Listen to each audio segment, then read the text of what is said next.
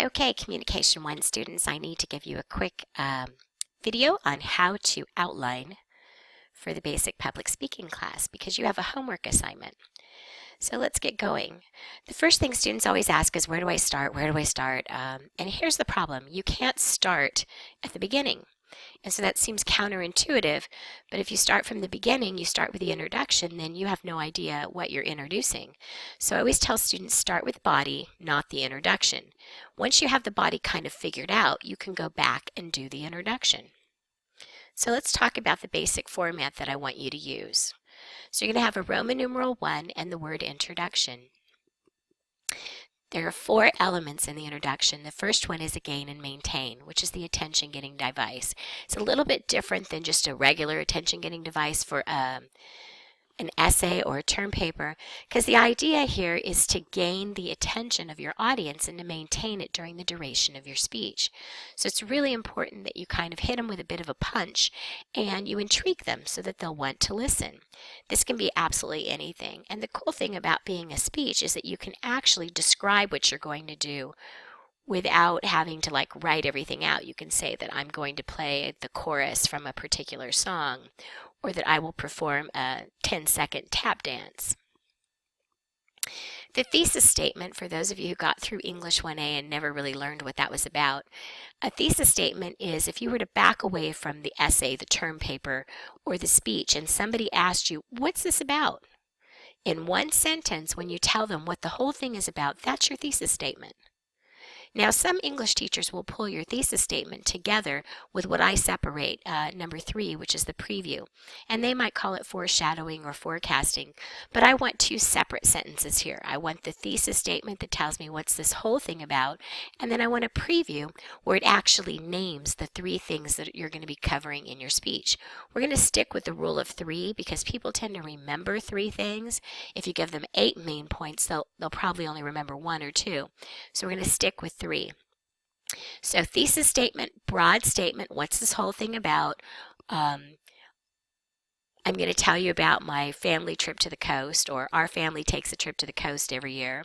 The preview is going to be where you name the 3 things you're going to cover in your story.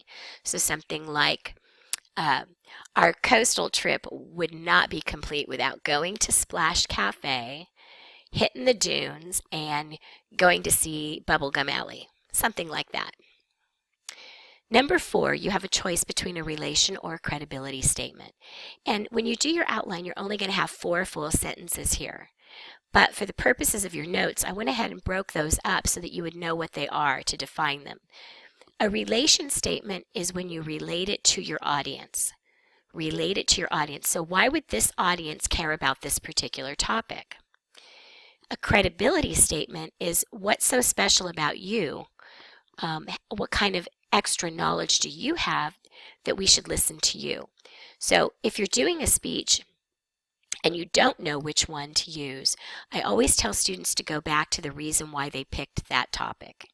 If you can tell me why you picked that topic as your sentence number 4 here, chances are it's going to relate to the audience. So if you're a really good bowler, every time you bowl, you break 200. You're probably going to utilize a credibility statement because you're good at bowling. If you suck at bowling, but you'd love to go with your friends, and so you decided to tell the class about it, you picked this topic because it's fun. It's cheap, fun entertainment you can do with your friends, and you love to see them in those goofy shoes, then it's a relation statement. Relate it to your audience. Now, when we get to the body, there should be a Roman numeral 2, the word body, and you should have 3 main points. Underneath each main point, you should have a minimum of 2 subpoints. Now, I'm going to warn you here, when you go to do the actual outlines for your speeches, you cannot have only 2 subpoints, because I'm going to assume that you want the letter D for a grade, if this is all you give me. In order to increase the grade, you need to increase the content underneath each main point. So don't give me an additional main point. Increase the information under each main point. So there should be maybe 4 subpoints, and each subpoint should have maybe 2 more subpoints. Then we have the conclusion. Roman numeral 3, the word conclusion. There are two elements in the conclusion. The first one is a recap, which is, remember in the introduction when we had that thing called a preview? You're going to take that preview and you're going to redo it after the fact. So at the beginning of the speech, I tell you I'm going to talk about going to Splash Cafe, going to the dunes, and going to Bubblegum Alley. Well, now at the end, I'm going to tell you about those again, except I'm going to use different terminology so that because the body would have explained information, so I don't have to say Splash Cafe again. I can say I had the best chowder ever with seafood topping. I can say, that we went, on our ATVs or whatever about the dunes. So you get to kind of change it up a little, but basically what you're saying is the same thing that you said in the introduction. Ronald Reagan used to say it best. He said, if you want to do a good speech, you tell people what you're going to say, then you tell them what you're saying, and then you remind them of what you said. And that's what he's talking about, that preview and that recap. And then at the end of the speech, you should have a gain and maintain. And you're probably thinking, no, I just want to sit down. I want to say that's it and sit down. No, you want to have a gain and maintain because you want people to remember your speech. So make sure that you have an attention getter at the end of your speech. I don't want anybody saying, that's it, I'm done. So make sure that you finish your speech by doing something that captures our attention that's connected to the content of the course. So this is the way that it works. You're going to start your speech. You get an assignment. So you have to think about the topic. What am I going to talk about? Brainstorm some various things about the topic for the, if you don't know anything about it, let's say you decided for your informative speech to do it on a boomerang.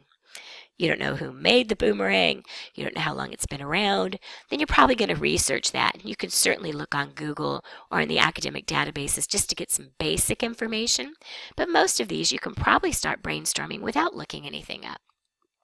So for example, if I was to persuade you to not get a dog, there's lots of reasons why people shouldn't get a dog, especially college students, right? So we start thinking about all the reasons why people should not get a dog, and we come up with a big list. They bark, they poop, you have to play with them, you have to buy them food, they could put hair everywhere depending upon the breed, they dig, they chew on things, you have to groom them, you have to walk them, you need to purchase toys for them, you have to pay vet bills. Even if you get a free dog, there's going to be vet bills. They could howl, again, depending upon the breed, and they could bother the neighbors. So without even looking any information up, I came up with lots of reasons why maybe a college student shouldn't purchase a dog. So now what I'm going to do is I'm going to take all that information and I'm going to group it. So I put them together and I end up with 4 possible main points. They're noisy. They bark, they bother the neighbors, they howl. They're messy. They poop, they dig, they chew things, there's hair everywhere. You have to provide care for them. You have to walk them, groom them, play with them. And they're costly. Dogs are expensive. You have to buy food, toys, vet bills. Now you can see here that I have 4 possible main points, and I only need 3. So I have a backup plan. I have an extra one that I could possibly use in case there's not enough information. So now I'm ready to write my actual outline. So I'm going to write Roman numeral 1, and I'm going to write the word introduction. Now I've got to come up with a clever way to capture the audience's attention.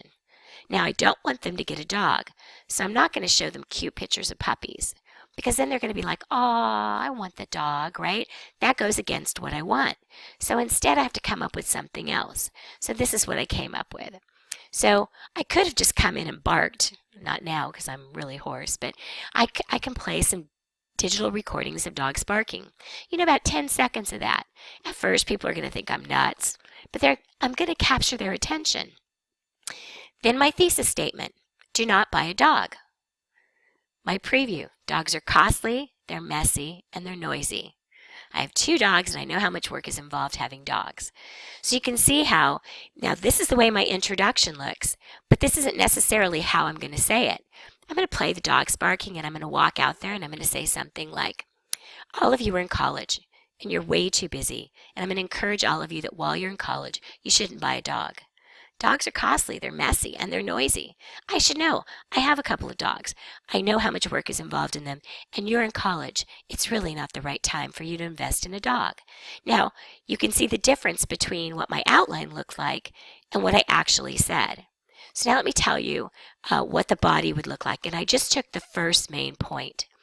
Now, instead of saying dogs are costly again, I'm going to say dogs are very expensive. And I'm pointing out the food that they have to eat and the vet bills. This is my main point. This is my first subpoint. This is my second subpoint. Notice that there's lots of content that I can put underneath it. And I haven't even scratched the surface. This is just about dogs eating and their vet bills. There's still probably another subpoint that could talk about the toys or the leashes or the dog house and other things I have to spend money on for my dog. So make sure that you have lots of content underneath. Now let's talk about the homework. I'm going to assign you a category. You have to decide if you want an informative or a persuasive speech. You're going to brainstorm possible main points. You're going to decide on 3 main points. Then I want you to write your introduction and your conclusion only. You do not need to write the entire body. So here are your choices. You may choose a category from the list that's on the screen. Okay, so once you've picked one of these topics, then you're going to go ahead and do the outline. You're going to go to my webpage, which is www.speechideas.net. You're going to click on Public Speaking. You're going to scroll to the bottom of the page on the side that says Assignments and click on Outline. This screen's going to pop up. You have a choice of a doc file, an RTF file, or a .x file.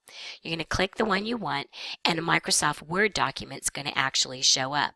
You're going to type in your name, you're going to fill in the introduction, and the conclusion. You're going to leave this part blank.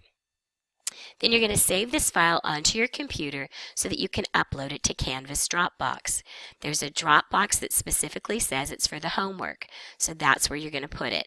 Again, just the introduction, just the conclusion. Leave this part exactly the same. Do not retype this. Go to my webpage, download the template, and do it the way that I've asked you to. So now you have 2 outlines due. The first one is this fake one, which is the homework one. It's due Tuesday at 10 p.m. in the Dropbox on Canvas. And I'm going to open your Canvas up as soon as I get done doing this video. Then you have the personal story speech outline. Once you've done this homework one, I want you to take the personal story speech that I gave you, the assignment, and start to think about how you can map out an outline for that particular speech. You're going to be bringing 2 copies of that outline to class on Monday the 30th. We're going to do an outline workshop. If you don't show up on Monday the 30th with 2 copies in your hand, that's your ticket into class, then you're not going to get to do that speech. That means you're already going to be on last ditch day, which you do not want to do at the very beginning of the semester. So hopefully I answered all your questions. You can play back this video if you need to. But I wanted to make sure that you got the information, and if you have any questions, please email me. And hopefully I'll feel better and be back on Wednesday. Take care.